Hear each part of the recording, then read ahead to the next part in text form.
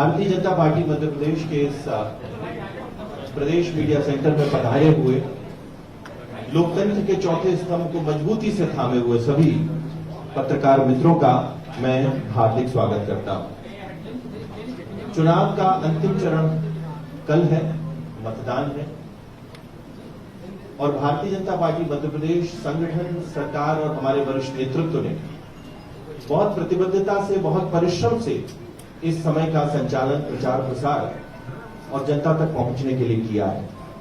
तो आज हमारे शीर्ष नेतृत्व, मध्य प्रदेश के यशस्वी, कर्मठ एवं दूरदर्शी मुख्यमंत्री डॉक्टर मोहन यादव जी, प्रदेश के शुभंकर, कर्तव्यनिष्ठ अध्यक्ष एवं सांसद श्री विष्णुदत्त शर्मा जी, आप सबके मध्य इस पत्रकार वार्ता को संबोधित करने के लिए उपस्थित हैं। साथ में उपस्थित हैं भारतीय जनता पार्टी के विधायक, प्रदेश के महामंत्री आदरणीय श्री भगवान दास सबनानी जी। आज के दिन की एक और विशेषता है, आज भगवान शिव की अनन्य भक्त, कर्तव्य क्षमता की प्रतीक, शक्ति, समर्पण और करुणा की मूर्ति, महान वीरांगना पुण्यश्लोक देवी अहिल्याबाई होलकर जी की त्रिशताब्दी जयंती है। स्वयं राजघराने से होकर सादगी का जीवन व्यतीत करने वाली देवी अहिल्याबाई होलकर जी ने प्रजा का पालन, राज्य का संचालन, सुरक्षा, देश की अखंडता, सामाजिक समरसता को अक्षुण्ण रखने के लिए अपना सर्वस्व लगाया। ऐसी पुण्यात्मा को हम सब कोटि कोटि नमन करते हुए इस पत्रकार वार्ता को प्रारंभ करते हैं। सर्वप्रथम मैं माननीय अध्यक्ष जी से आग्रह करूंगा कि वे अपना संबोधन प्रारंभ करें। आज भोपाल में आयोजित इस पत्रकार वार्ता में हमारे बीच मध्य प्रदेश के हमारे लोकप्रिय जावेद नीचे बैठिए भाई, यशस्वी मुख्यमंत्री, जिन्होंने बहुत कम समय में एक प्रभावी भूमिका निभाने का काम मध्य प्रदेश के मुख्यमंत्री के नाते से किया है, ऐसे आदरणीय डॉक्टर मोहन यादव जी, हमारे प्रदेश के महामंत्री भगवान दास जी, मीडिया के प्रभारी भाई आशीष जी और मेरे सभी भोपाल के मीडिया के पत्रकार मित्रों। ये पत्रकार वार्ता वैसे पत्रकार वार्ता है, औपचारिक भी है, लेकिन अनौपचारिकता इस पत्रकार वार्ता के अंदर इसलिए है कि ये आप सभी मित्रों के साथ माननीय मुख्यमंत्री जी की इच्छा थी कि चुनाव का अंतिम चरण प्रचार समाप्त हो गया है, तो हमारी भूमिका समाप्त हो गई। अब जनता की भूमिका जो शेष 58 सीटों पर बची है, तो कल मतदान होगा, तो उससे पूर्व एक बार अपने सभी पत्रकार मित्रों के साथ हम लोग मिले। तो इसलिए आज सभी पत्रकार मित्रों को आमंत्रण है और मैं आप सबका स्वागत करता हूं। ये 2024 का लोकसभा का चुनाव भारत के लोकप्रिय, दुनिया के सर्वाधिक लोकप्रिय नेता माननीय प्रधानमंत्री नरेंद्र मोदी जी के नेतृत्व में पूरे देश के अंदर जिस प्रकार से चुनाव का अभियान और जनता ने प्रधानमंत्री जी को जो आशीर्वाद दिया, मध्य प्रदेश में मुझे ये कहने में कोई संकोच नहीं कि जिस प्रकार से विधानसभा के अंदर मध्य प्रदेश की जनता ने मध्य प्रदेश के मन में मोदी और मोदी जी के मन में मध्य प्रदेश के अभियान को जो एप्रिशिएट किया था,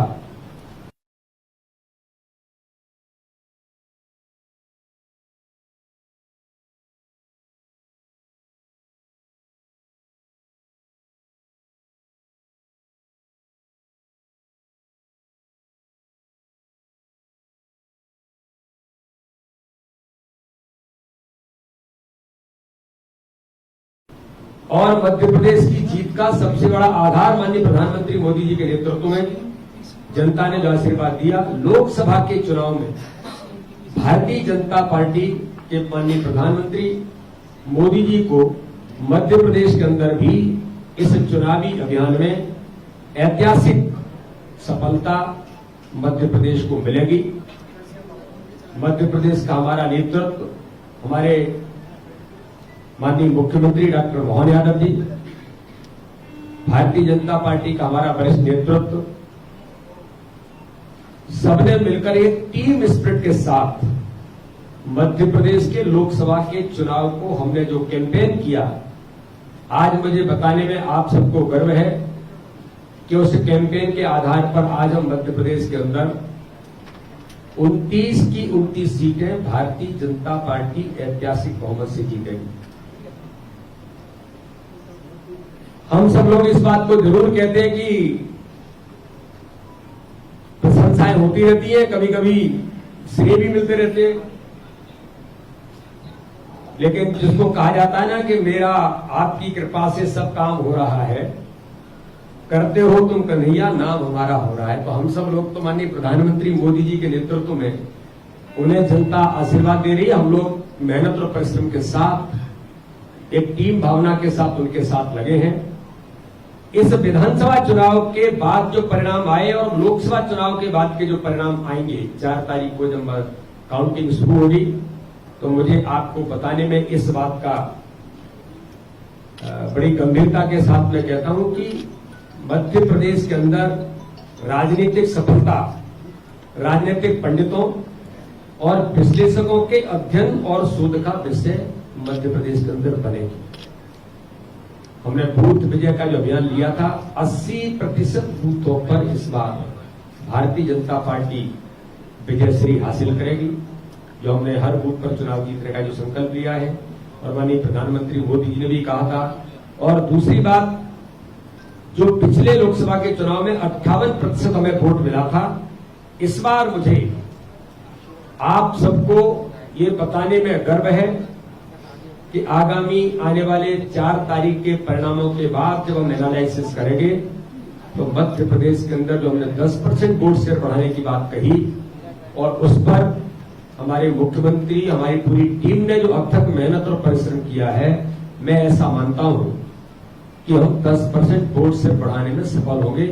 68% वोट शेयर लगभग इसके नजदीक भारतीय जनता पार्टी मध्य प्रदेश जाएगी। जो हमारी प्रबंधन की टोली ने जो प्रयास किए थे, वो मैं आपके सामने जरूर कुछ कम शब्दों में रखना चाहता हूं कि हमारी केंद्रीय नेताओं के, प्रदेश के नेताओं के जो हमारे प्रवास थे, उस माननीय प्रधानमंत्री मोदी जी 8 जनसभाएं और 2 रोड शो माननीय प्रधानमंत्री जी ने मध्य प्रदेश के अंदर किए। माननीय गृह मंत्री, हमारे लोकप्रिय नेता, जिनका मध्य प्रदेश पर हमेशा विधानसभा का चुनाव हम उनकी कुशल रणनीति के साथ हमने इतिहास बनाया। तो माननीय अमित शाह जी यहां पर 4 जनसभाएं, 1 रोड शो और 1 क्लस्टर की बैठक, बूथ स्तरीय सम्मेलन और एक प्रबुद्ध सम्मेलन, क्योंकि माननीय अमित शाह जी के प्रयासों में हमेशा बूथ और कार्यकर्ता से उनके प्रयास ही हमेशा उनकी अग्रणी भूमिका में रहे हैं। माननीय राष्ट्रीय अध्यक्ष जी ने 7 जनसभाएं, 1 शक्ति केंद्र सम्मेलन और 1 प्रबुद्ध जन सम्मेलन और 2 क्लस्टरों की बैठकें जबलपुर इंदौर की माननीय राष्ट्रीय अध्यक्ष जी ने की। रक्षा मंत्री जी ने 6 जनसभा, 1 सामाजिक बैठक की। माननीय मुख्यमंत्री जी ने मध्य प्रदेश के अंदर, मुझे आज आपको बताने में गर्व है कि हमारे मुख्यमंत्री लगभग 180 से अधिक आपने आम सभाएं और 58 रोड शो माननीय मुख्यमंत्री जी ने मध्य प्रदेश के अंदर किए। तो वहीं 12 राज्यों में चुनाव मध्य प्रदेश के चारों फेज के जो पूरे हुए, 12 राज्य, इसमें दक्षिण के राज्यों से लेकर के, बंगाल से लेकर के, उड़ीसा से लेकर के, हर राज्य में लगभग 12 राज्यों के दौरे माननीय मुख्यमंत्री जी के प्रतिदिन देश के अंदर हुए हैं। तो उधर भी चाहे वो बिहार, उत्तर प्रदेश, झारखंड, दिल्ली, हरियाणा, महाराष्ट्र, तेलंगाना, पंजाब, आंध्र प्रदेश और छत्तीसगढ़, ऐसे लगभग आपने देश के अंदर 72 लोकसभा सीटों को कवर किया है। तो माननीय मुख्यमंत्री जी ने भी अथक मेहनत और परिश्रम इस लोकतंत्र के महापर्व में इस बार अपनी महत्वपूर्ण भूमिका निभाई है। साथ में ही मैं एक बात और इस दिशा में आपको बताना चाहता हूं कि हमारी जो माननीय राष्ट्रीय अध्यक्ष जी ने, माननीय प्रधानमंत्री ने फोकस किया था कि पथ सभाएं करनी है। पथ सभाएं छोटे छोटे स्थानों पर, जिनको नुक्कड़ सभाएं भी कहते हैं। मुझे आपको बताने में भारतीय जनता पार्टी की चुनाव की रणनीति में जो हमने नया प्रयोग किया इस बार, वो मध्य प्रदेश ने उसे सफलतापूर्वक किया है। चाहे माननीय राष्ट्रीय अध्यक्ष जी हो, चाहे माननीय गृह मंत्री जी हो या हमारे मुख्यमंत्री जी, हम सब लोगों ने मिलकर के 2070 नेताओं ने 10,099 जो हमारे लगभग 12,000 शक्ति केंद्र हैं, उनमें 10,099 शक्ति केंद्रों पर पथ सभाएं, नुक्कड़ सभाओं के तौर पर हमने सभाएं की, जिसमें 20 लाख से अधिक लोग इन सभाओं के अंदर सम्मिलित हुए। 6 अप्रैल को भारतीय जनता पार्टी का स्थापना दिवस था।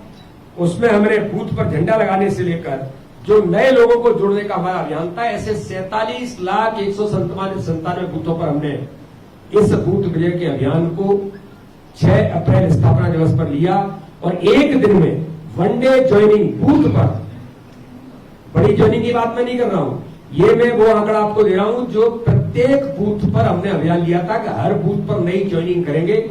जो माननीय प्रधानमंत्री जी ने 370 नए वोट लाने की बात कही थी, उसका हमारा ये आधार था कि हम कैसे इन्हें प्राप्त करेंगे। 2,82,242 एक दिन के अंदर वनडे ज्वाइनिंग में इतने लोगों ने भारतीय जनता पार्टी की सदस्यता ग्रहण की। मतदाता पर्ची का वितरण का अभियान, इसको हमने इस बार 64,523 बूथों पर जमीन पर उतारा। साथ में ही 14 अप्रैल बाबा साहब अम्बेडकर की जयंती, स्वच्छता के अभियान से लेकर के बाबा साहब अम्बेडकर की जन्म जयंती पर भी भारतीय जनता पार्टी ने चुनाव के दौरान लगभग 66,826 स्थानों पर इन कार्यक्रमों को हमने जमीन पर उतारने का काम किया।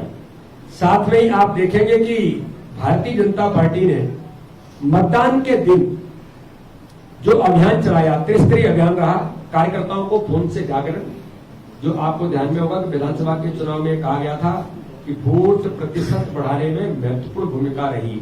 भारतीय जनता पार्टी के कार्यकर्ताओं को 12 बजे से पहले वोट डालना, मुझे 10 फोन करने थे, मोंजी को 10 फोन करने थे, ऐसे पूरी चेन लीडरशिप की ये हमने बखूबी मध्य प्रदेश के अंदर किया। ओबीटी के द्वारा उन्हें कॉल और लोकसभा संवाद केंद्र के माध्यम से प्रत्यक्ष कॉल, ये हमने महत्वपूर्ण भूमिका हमने इस चुनाव के दौरान ली। और आज आपको बताने में इस बात के लिए मुझे गर्व है कि बूथ विजय के अभियान में जो हमने गांव चलो अभियान लिया था, उसी प्रकार से बूथ विजय के अभियान में फिर इस बार हमने चुनाव के दौरान 10 दिन 2 घंटे एक अभियान लिया था कि 10 दिन के अभियान में 2 घंटे हम काम करेंगे। इस पर आज 40,866 बूथों पर भारतीय जनता पार्टी के कार्यकर्ताओं ने कुशल रणनीति बनाने का काम किया और साथ में ही इन सारे चीजों को आगे बढ़ाते हुए चुनाव के अभियान के दौरान हमने सामाजिक बैठकें 5,300 से अधिक अलग अलग समाजों की सामाजिक बैठकें भारतीय जनता पार्टी के हमारे पूरे नेतृत्व ने की। 6 लाख से अधिक लोगों को हमने इसमें सम्मिलित करने का प्रयास भारतीय जनता पार्टी के हमारे नेतृत्व ने चुनाव की रणनीति के साथ किया। एक बात और आपको टेक्निकली बताने की जरूरत है कि इस चुनाव में भारतीय जनता पार्टी ने जो हमारे कॉल सेंटर है प्रदेश पर, लोकसभा स्तर पर 21 बने थे, सभी 29 लोकसभाओं के जो हमारे कॉल सेंटर थे वो 21 स्थानों पर थे। लोकसभा संवाद केंद्रों से 1,64,85,560 1,64,85,560 फोन पूरे सिस्टम के अंदर भारतीय जनता पार्टी के हमारे नेतृत्व ने किया और चारों चरणों में 298 वीसी जिनके माध्यम से कार्यकर्ताओं को जोड़ा। ये भारतीय जनता पार्टी के हमारे पूरे प्रबंधन ने महत्वपूर्ण भूमिका निभाई। और एक बात नई आपको बताने की मैं जो हमने नया प्रयोग किया, इस बार हमने प्रदेश के अंदर हमारे पूरे नेतृत्व ने मिलकर के महिला नियंत्रण कक्ष, महिलाओं का कॉल सेंटर, लगभग 22,000 महिलाओं ने इस कॉल सेंटर में पूरे मध्य प्रदेश के अंदर अपनी महत्वपूर्ण भूमिका निभाई। उसका व्यापक प्रयोग हुआ। प्रदेश देश के अन्य राज्यों ने भी इस प्रयोग को सराहा और उन्होंने इस प्रयोग को अपने अडॉप्ट किया। और दिल्ली के अंदर तो माननीय मुख्यमंत्री जी को ध्यान में होगा कि वहां से कहा आया कि आपका महिला कॉल सेंटर दिल्ली प्रदेश उपयोग करना चाहता है, तो यहीं से दिल्ली को भी हमारे महिला कॉल सेंटर ने उन्हें यहां से कोऑर्डिनेट करने का काम दिल्ली के चुनाव के अंदर मध्य प्रदेश ने इस प्रकार से सहयोग करने का प्रयास किया। लगभग 22,000 महिला कार्यकर्ताओं का योगदान, उसमें कई प्रकार के महिला समूह स्व सहायता से लेकर के अन्य प्रकार के महिला समूहों से भारतीय जनता पार्टी के नेतृत्व ने ये इस बार एक विशेष प्रयोग यहां पर किया। एक बात और इस चुनाव के अंदर जो महत्वपूर्ण हुई, चुनावी प्रबंधन की दृष्टि से मैं आपको बताना चाहता हूं कि पूरे देश के अंदर दुनिया के अन्य देशों में भारतीय जनता पार्टी के नेतृत्व में माननीय प्रधानमंत्री, माननीय राष्ट्रीय अध्यक्ष, माननीय अमित शाह जी ने कि know the BJP, Bharatiya Janata party को पहचाने। और दुनिया के देशों के पॉलिटिकल जो लोग थे, कई प्रकार के ऐसे पॉलिटिकल एडवाइजर, पॉलिटिकल स्ट्रेटेजी पर काम करने वाले, प्रत्यक्ष राजनीतिक दलों के काम करने वाले लोग, दुनिया के लोग इस अभियान के तहत प्रतिनिधिमंडल अपने पूरे देश के अंदर जहां गया, वहां मध्य प्रदेश के अंदर भी Uganda, Nepal, Sri Lanka, Israel, Mauritius, Vietnam, 6 देशों के राजनीतिक दलों के प्रतिनिधि मध्य प्रदेश के अंदर उन्होंने भारतीय जनता पार्टी के बूथ के मैनेजमेंट को प्रैक्टिकली देखा। इसी कार्यालय में प्रेजेंटेशन हुआ। उन्होंने कहा कि यार ये किस प्रकार से आप ये करते हैं, हम इसको देखना चाहते हैं। तो भारतीय जनता पार्टी का बूथ प्रबंधन जो मध्य प्रदेश के कार्यकर्ताओं ने, मध्य प्रदेश की टीम ने जिसे बेहतर देश के अंदर किया, दुनिया के लोगों ने भी उसको यहां पर देखा और उसको एप्रिशिएट करते उन्होंने कहा इस दिशा में हम अपने देशों के अंदर भी, अपने ऑर्गेनाइजेशन में भी इस बात को इंट्रोड्यूस करने का प्रयास करेंगे। इस प्रकार से ये चुनाव भारतीय जनता पार्टी के लिए एक महत्वपूर्ण चुनाव रहा। और ये ऐतिहासिक चुनाव में जो मैंने कहा कि मध्य प्रदेश के अंदर हम इस बार ऐतिहासिक बहुमत के साथ 29 की 29 सीटें हम छिंदवाड़ा भी ऐतिहासिक बहुमत से जीत रहे हैं। और इस बार 400 पार के नारे में एक कमल का फूल जो बचा था वो योगदान मध्य प्रदेश की ओर से भी होगा। हमारे मुख्यमंत्री डॉक्टर मोहन यादव और हमारी पूरी टीम के नेतृत्व में इस बार हम मध्य प्रदेश के अंदर पुनः इतिहास बनाएंगे। यही बात चुनाव के प्रबंधन के संबंध में मुझे आप सभी पत्रकार मित्रों को रखनी थी। माननीय मुख्यमंत्री जी हमारे बीच में है और उन्होंने अथक मेहनत और परिश्रम जो मध्य प्रदेश के अंदर किया और देश के अंदर भी 12 राज्यों में उन्होंने अपनी महत्वपूर्ण भूमिका निभाई है। इसलिए मैं इतनी ही बात कह करके आपको बहुत बहुत धन्यवाद करता हूं कि सभी पत्रकार मित्रों ने अपना महत्वपूर्ण समय आज इस पत्रकार वार्ता में दिया। धन्यवाद माननीय अध्यक्ष जी। इसके पश्चात मैं आग्रह करूंगा मध्य प्रदेश के यशस्वी मुख्यमंत्री डॉक्टर मोहन यादव जी से कि वे कृपया अपना संबोधन करें।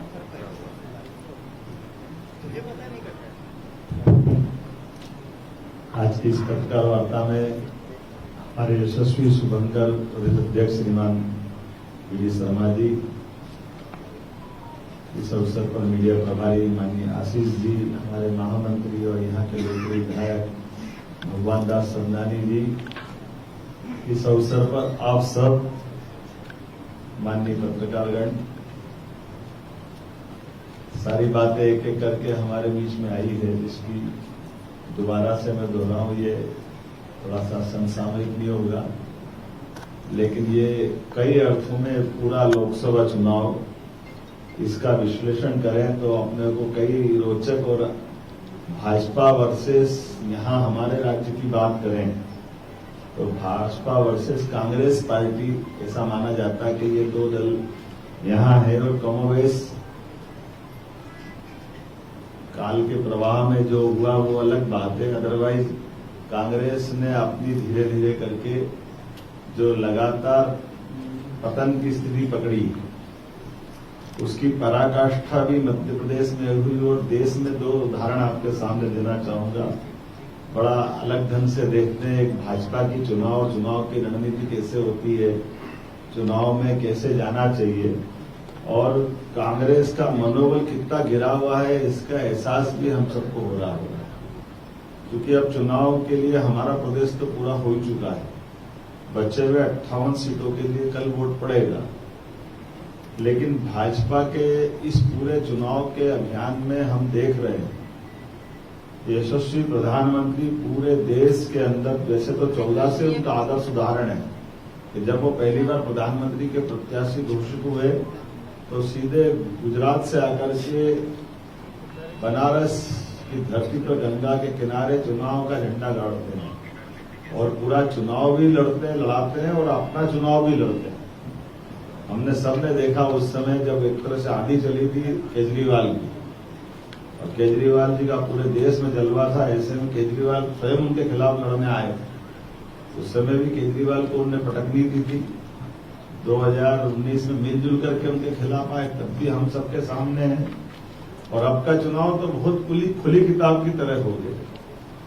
जिस चुनाव में इतने लंबे अभियान का माननीय यशस्वी प्रधानमंत्री ने नेतृत्व किया, और ये भी हम सब देख ही रहे हैं कि जो जो एक बार कहा 2014 में पूर्ण बहुमत मिला, 2019 में 300 पार तो 300 पार हुए, और अब की बार 400 पार तो 400 पार के लक्षण दिखाई दे रहे। लेकिन कांग्रेस का मनोबल कितना गिरा हुआ है, आप इसका अंदाज लगा लो कि 3 बार के सांसद थे, उनके पैतृक सीट थी अमेठी, लेकिन एक बार पटकनी खाई तो ऐसे भागे कि केरल के आगे समुद्र आ गया। लोग कहते नहीं तो अरब में जाके लड़ते चुनाव, जगह ही नहीं बच रही थी, तो भारत खत्म हो जाता हूं। और उस चुनाव की धमक ऐसी हुई कि दोबारा जब वापस चुनाव का मौका आया, तो आप अपने कांग्रेस के लोगों का मनोबल कैसे बनाए रख सकते हो जब चुनाव में हार जीत होती है? कोई बड़ी बात नहीं, इंदिरा गांधी भी हारी थी, लेकिन अपनी सीट पे भी लड़ने की हिम्मत नहीं।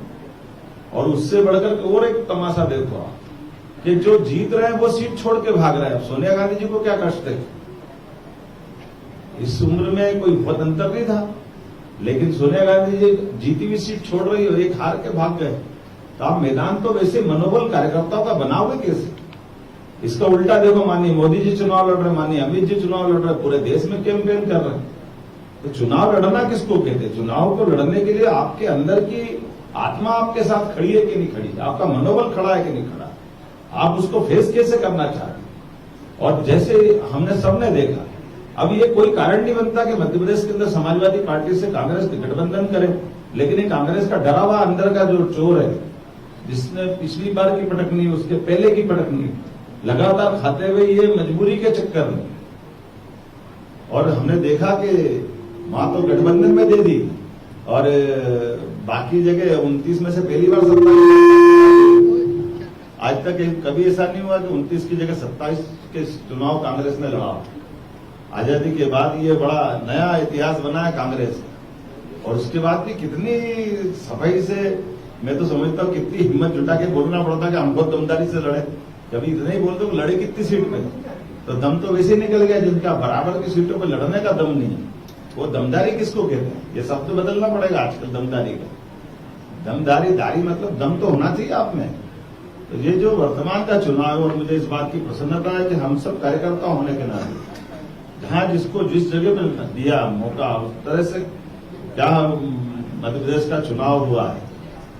1, 2, 3, 4 चारों चरण के चुनाव में एक के बाद हमारी अपनी ये भाजपा है। और ये भाजपा बाकी लोगों के लिए ये प्रमाण है कि जो हमने नेतृत्व में पीढ़ी परिवर्तन का जो समय भाजपा चुनती है, और पीढ़ी परिवर्तन को जो स्थापित करती है, ये नए खून को, युवाओं के भरोसा को, और बदलते दौर में लोकतंत्र को गौरवान्वित करने का मौका भी रहता है कि एक तरह से हमारी टीम तो ये तुलनात्मक रूप से तीसरी पीढ़ी की आ गई, लेकिन कांग्रेस पहली पीढ़ी को नहीं छोड़ रही। उसी प्रकार से जैसे बंदरिया अपने बच्चे को मरने के बाद भी नहीं छोड़ती, उनका अपना तरीका हो सकता है, लेकिन जीवंत तरह के चुनाव में आप जब तक अपनी जनता की भावनाओं को समझ करके जनता के सामने नहीं आओगे तो रिजल्ट नहीं आए।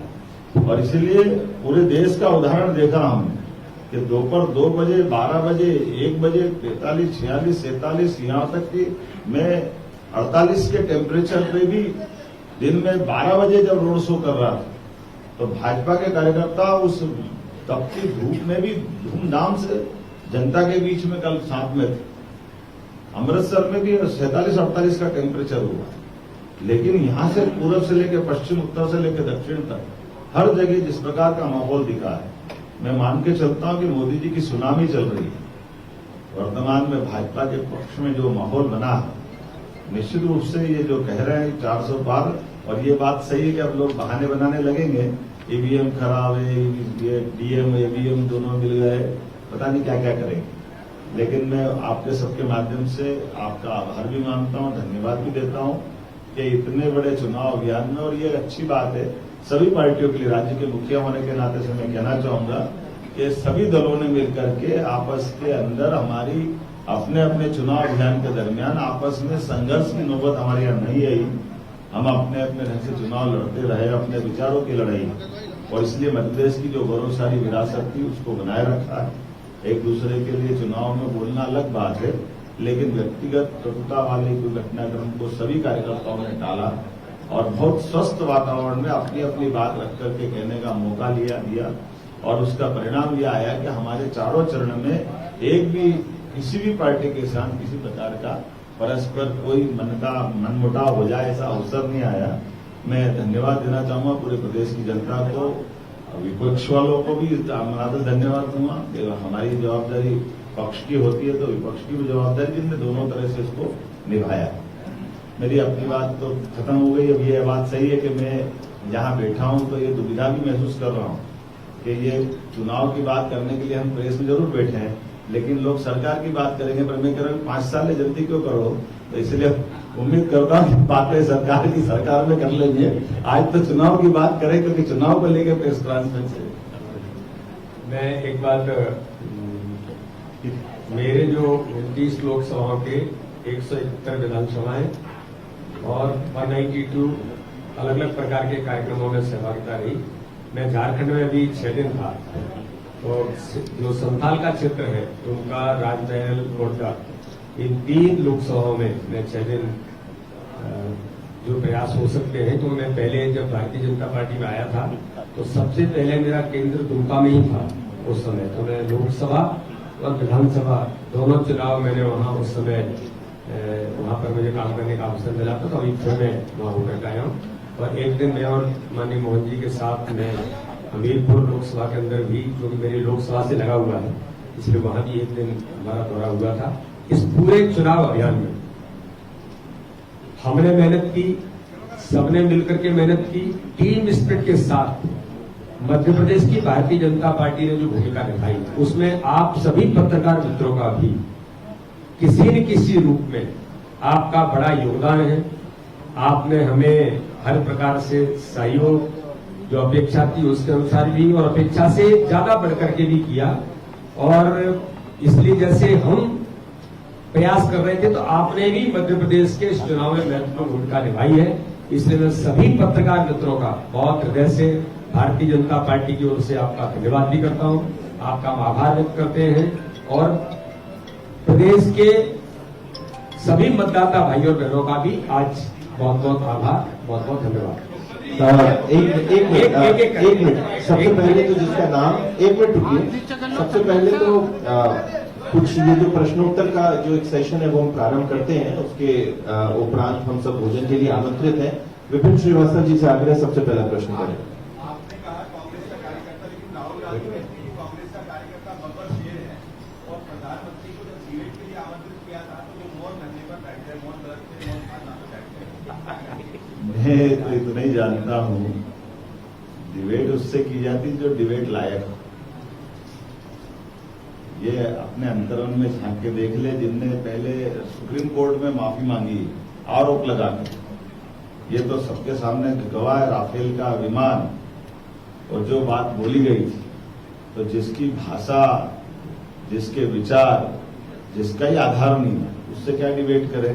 और जिनने मैंने अपनी सीट के सामने बताया था, क्या मनोबल के लिए चुनाव हारना अलग बात है। 2004 में आप जीते अमेठी, 2009 में जीते, 2014 में जीते, आपके पिताजी वहां से जीते, आपकी दादी वहां से जीती, आपके नाना वहां से जीते, आपके पापा वहां से जीते, आपकी 5वीं पीढ़ी थी। उसके बाद एक सीट ऐसे ही हार डर के मारे गए कि आप अपनी बहन को लेके आए केरल से कि हम 2 ही लड़ेंगे। आते आते बहन भी कह रही मैं मेरी भाई की चिंता करूंगा, तो अपनी सीट की जो चिंता नहीं कर पाए वो मोदी जी का मुकाबला क्या करेगा। मैंने मौन का ख्याल, तो मौन तो हमारे यहाँ ये परमात्मा की दया है कि हम अपने अपने तरीके से आत्म अवलोकन करते हैं, इस पे क्या बोलना किसी को। और ये अगर मैं यही तो मूल झंझट होती कि हमारे हिंदू धर्म की पद्धतियों पर कांग्रेस हमेशा क्यों प्रश्न खड़ा करती है, क्यों लज्जित करती है। ध्यान, धारणा, समाधि, यम, नियम, हमारे अष्टांग योग के अलग अलग इसके स्टेप है। तो आपको नहीं आता ध्यान तो आप मत करो, हमारा ध्यान तो मत भंग करो। नितेंद्र जी, नितिन, आपने कहा जरूर, लेकिन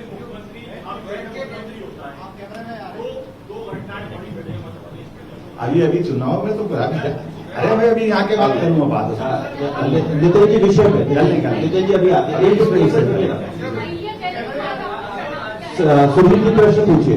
एक तो मेरा आग्रह है कि बहुत समय है, हम लोग क्रम के अनुसार जो है, सुनील जी प्रश्न पूछिए। इनका प्रश्न अच्छा है। इसके बाद नहीं मेरे सुनील जी, हाँ एक मिनट रुकिए ना, रुकिए। आपने बोला कि सरकार के सवाल के बाद 5 साल अब तुम्हें करना पड़ा, लेकिन सरकार और चुनाव से जुड़ा हुआ एक सवाल है। जो कांग्रेस के विधायक चुनाव के समय शामिल हुए बीजेपी के अंदर, क्या सरकार में उनको भागीदारी मिलने वाली है? मंत्रिमंडल में इस बार होने वाला है? भविष्य कौन जानता है? आप बताओ। चलिए। प्रणाम किया।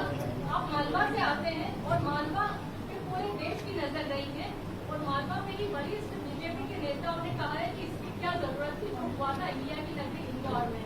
इसके बारे में आप क्या कहते नहीं, आपने दो प्रश्न इकट्ठे कर दिए। मैं तो आपका स्वागत कर रहा था अहिल्या जयंती के लिए, अगर आप बोलते तो। आज 300वीं जयंती है अहिल्या माता की।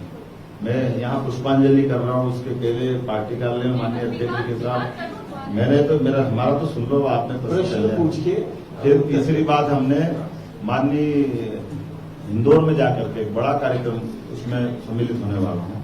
मैं तो ये मान के चलता हूँ, मैंने बनारस की धरती पर वहां भाषण में सबके बीच बोला कि काल के प्रवाह में मध्य प्रदेश और उत्तर प्रदेश का जो वर्तमान का बनारस का जो संबंध बना है, ये दोनों राज्यों को कितना गौरवान्वित करता है। हम थोड़े कमजोर हुए तो हमारे भगवान पे प्रहार हुआ, लेकिन वो हिंदुओं की सारी भावनाओं का सम्मान करते हुए उस मुगल काल में माननीय स्वर्गीय राजमाता सिंधिया अहिल्याबाई ने हमारे लिए वहां देवस्थान उपलब्ध कराया। ये भारत की सांस्कृतिक एकता का कितना बड़ा उदाहरण है। आप अंदाज लगा लो कि अगर वो अहिल्या माता का वहां देवस्थान नहीं होता, बाबा विश्वनाथ का, तो हम बनारस में जाके करते क्या, कहाँ प्रणाम करते। और ऐसे ही मैं पंजाब की धरती में कल जाकर बोल के आया कि ये हमारे तत्कालीन राजसत्ताओं के नियंताओं का कितना बड़ा उदात्त भाव है कि महाराजा रणजीत सिंह ने, अहिल्याबाई ने मंदिर बनाया तो उनने स्वर्ण मंदिर में भी स्वर्ण चढ़ाया और विश्वनाथ धाम के ऊपर भी पूरा सोने का उनका शिखर महिमा मंडित किया। ये भी उस काल में जिस काल में हमारे लिए ये माना जाता है गुलामी का काल है। तो ये हमारे देश की अपने पुरखों की विरासत है। इस विरासत पे गर्व करना चाहिए। इससे अच्छा कोई मौका नहीं है, इससे अच्छा कोई समय नहीं। तो ये केवल, और वो भी छोटे से राज्य की, अहिल्याबाई का राज्य 5 जिले का था केवल, और 5 जिले के राज्य के आधार पर पूरे देश, उत्तर दक्षिण पूर्व पश्चिम, कहाँ अहिल्या माता के घाट नहीं मिलेंगे, कहाँ अन्न क्षेत्र नहीं मिलेगा, कहाँ मंदिर का पुनर्निर्माण नहीं मिलेगा, कहाँ कहाँ यात्री प्रतीक्षालय नहीं मिलेंगे। कितना सुशासन का उत्कृष्ट उदाहरण उनका है। अब आपने पॉलिटिकल एक बात कही, अब मैं उसको दोहराना नहीं चाहता, ये यथार्थ है, आप भी जानते हो कि जो चुनाव, मैंने आपसे कहा कि चलो छोड़ो आप इंदौर के, अमेठी में किसने रोका, वो क्यों फॉर्म भरने नहीं आए, उनमें दम ही नहीं, तो हम क्या करें। जो अपनी सीट में लड़ने की हिम्मत नहीं रखते, वो हम तो यही तो कह रहे हैं। वो आप अमेठी में तो किसी ने नहीं रोका, प्रियंका गांधी जी भरती ना एक जगह रायबरेली से और एक जगह अमेठी लड़ लेते। बता, मम्मी से पहले छुड़वा ली, भाई बहन पहले छोड़ के चले गए, अब इसमें क्या करें। सुचंद्रा जी, उड़ीसा में किसने मना किया? अभी वो नंबर किसका था, वो ये मेंटेन कर रहे हैं। सुचंद्रा आपके सबके साथ, सुचंद्रा जी नंबर ये दे रहे हैं। सुचंद्रा जी बोलिए।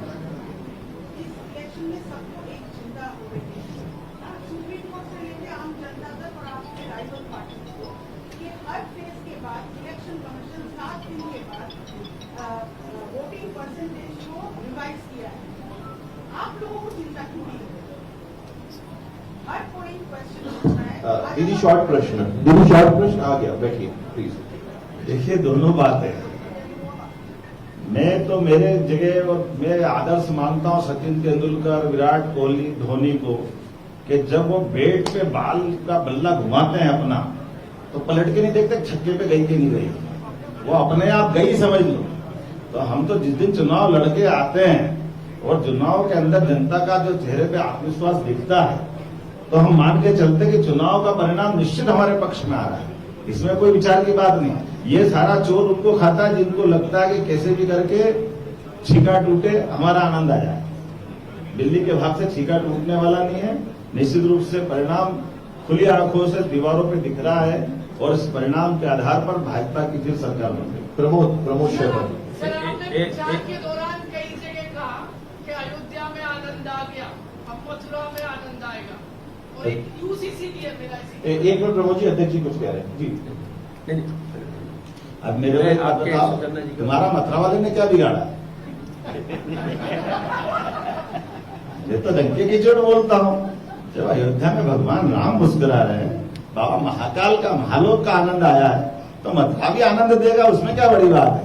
कृष्ण कन्हैया लाल की जय बोलेंगे, मटकी फोड़ेंगे, आनंद लेंगे, इसकी क्या बात? इस प्रश्न पर मैं एक चीज कहना चाह रहा था जो आपने उठाया।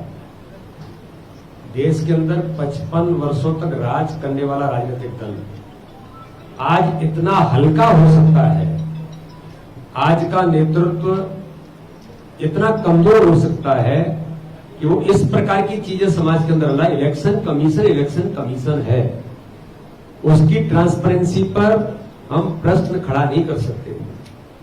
तो आधार क्या है? कोई आधार नहीं है, केवल भ्रम फैलाना समाज के अंदर। प्रधानमंत्री जी को यह कह देना कि वो जो है मौन धारण करके चले गए। अरे 140 करोड़ जनता का अपमान कर रहे हैं, ये कोई मजाक है? कोई व्यक्ति देश के प्रधानमंत्री को कहते कि वो छोड़ के चले भाग गए, वो लोग जा करके मौन बैठ गए। अरे आप में क्षमता नहीं है मौन करने की। आध्यात्म उसी को होता है जिसका भगवान को जिसका आशीर्वाद होता है। इसलिए ये इलेक्शन कमीशन में प्रश्न खड़े करना, इस प्रकार की ईवीएम पर चीजें उठाना, ये कांग्रेस बहुत आज कमजोर हो गई है और हल्केपन से देश के अंदर इस प्रकार की बातें कर रही है। इसलिए इसका कोई जवाब नहीं है। इलेक्शन कमीशन ने कहा है, क्या आधार है बताइए? कैसे आप कुछ भी बोल रहे हैं?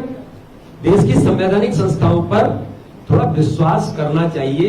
ये दुर्भाग्यजनक है, देश की कमजोरी का ये उदाहरण है। मनोज सैनी जी। प्रधानमंत्री नरेंद्र मोदी एक सभा में कहे थे कि 4 तारीख के बाद, 4 जून के बाद मुख्यमंत्री को सब करेंगे जो यहाँ की जनता देख रही है। आपने बहुत कुछ किया भी है, निमंत्रण की पहल बड़ी अच्छी पहल है, तो अब क्या प्रायोरिटीज रहने वाली है और क्या कुछ नया? सरकार पे आई गई धुआं मुझे। सरकार के नाते से जो जनता ने बहुमत सौंपा है, भरोसा किया है विकास के मामले में सभी को विश्वास में लेकर के सुशासन के सारे मापदंडों को लागू करेंगे। मध्य प्रदेश की अपनी इकोनॉमिकल ग्रोथ रेट से लगा करके सभी सेक्टर में समान रूप से सभी को विकास के अवसर के साथ जोड़कर प्रदेश को नंबर 1 पे ले जाएंगे। रूपेश जी, पत्रकार। मेरा सवाल आपसे कि आप प्रदेश के मुखिया हैं, इस नाते इन दिनों सबसे चर्चित नर्सिंग घोटाला है और उसको लेकर सरकार छोटा सवाल है। कांग्रेसी नेताओं का कहना है कि उस वक्त जब ये घोटाला हुआ तब तत्कालीन मंत्री विकास सारंग थे, तो उनकी भूमिका की जांच होनी चाहिए। आप छोटा प्रश्न। देखिए, सुप्रीम कोर्ट के, हाई कोर्ट के सबके फंक्शन हैं और हम सब कोर्ट का सम्मान करते हैं। कोर्ट के जुडिक्शन के आधार पर सीबीआई की जांच चल रही है। जो सीबीआई की जांच में वो डायरेक्शन दे रहे हैं उसको आगे रखते हुए हम लगातार कार्रवाई कर रहे हैं। यह आश्वासन पूरा दे सकता हूं, किसी भी हालत में जो कोर्ट कहेगी या सीबीआई कहेगी, हमारी भूमिका 100% उसके साथ खड़े होने की है। तो विजय जी, हाँ, विजय जी पूछिए। अभी इधर नंबर आ हाँ भाई साहब, विजय जी का नंबर। ठीक। कांग्रेस पार्टी कहती है कि यदि भारतीय जनता पार्टी अगर धर्म छोड़ते और मंदिर छोड़ते तो भारतीय जनता पार्टी बचेगी। यहाँ पर क्या करें? मेरा तो इतना ही कहना है कि हम तो धर्म मार्ग पे ही चलेंगे, वो अधर्म क्यों करते हैं? धर्म की बात वो करते हैं ना भैया, धर्म की बात, धर्म तो समझे वो। आप बताओ मेरे को, देश आजाद हो गया 47 में, आज भगवान राम का मंदिर बनाने के लिए ये कष्ट क्यों आना चाहिए रामकृष्ण के देश में? जब सोमनाथ का मंदिर 47 में बन गया तो क्यों नहीं बनना था अयोध्या का मंदिर? हम अपने देश को, बंटवारे को, उस खूनी तांडव को देख करके देश की आत्मा आज भी कांप उठती है। देश की आजादी के समय जिनकी सरकारें रही, वो सारे प्रश्नों के उत्तर खत्म कर देना थे जिनके कारण से देश ने बाद में उनकी कीमत चुकाई। उसमें से आपने जो प्रश्न किया वो भी हम तो मान के चलते हैं कि लॉर्ड मेघालय ने 1832 में हमारे अपने सभी धर्म ग्रंथों को बाहर किया था पाठ्यक्रम से, तो 47 में वो अंदर क्यों नहीं आना चाहिए? आदर्श पिता, आदर्श पुत्र, भगवान राम के जीवन से अच्छा कौन उदाहरण देगा? ये धर्म को पाठ्यक्रम का हिस्सा क्यों नहीं बनना चाहिए? और आपको क्यों नफरत होना चाहिए हिंदू धर्म के प्रति? जिनको नफरत होगी, जनता उसको बर्दाश्त नहीं करेगी, इसलिए लोकतंत्र में जनता के बीच हम लेके गए। और मुझे इस बात की प्रसन्नता है, माननीय यशस्वी प्रधानमंत्री नरेंद्र मोदी जी ने 2020 की राष्ट्रीय शिक्षा नीति पुनः लागू करके इस बात की छूट दी। हमारा प्रदेश तो अग्रे नहीं है, 4 साल हो गए हमारे गए, क्या बिगड़ गया? हम तो रसखान की भी कविताओं को जोड़ रहे हैं, रहीम की कविताओं को भी जोड़ रहे हैं, और उदाहरण बन रहा है अपने पूरे देश प्रदेश का कि यहाँ पर जिनने अच्छी बात कही वो पाठ्यक्रम का हिस्सा बनना चाहिए। अब उसको तुम धर्म के आधार पर अधर्म करोगे तो कौन कैसे बर्दाश्त करेगा? हम तो धर्म की बात करेंगे, डंके की चोट करेंगे। आपको अधर्म की करना हो, जनता आपको माफ नहीं करेगी। चलिए, आप सभी का बहुत धन्यवाद। सभी साथी भोजन पे आमंत्रित है, पुनः दोबारा मिलेंगे और सभी से एक दूसरे से प्रश्न करेंगे। आइए, आइए। बहुत बहुत धन्यवाद।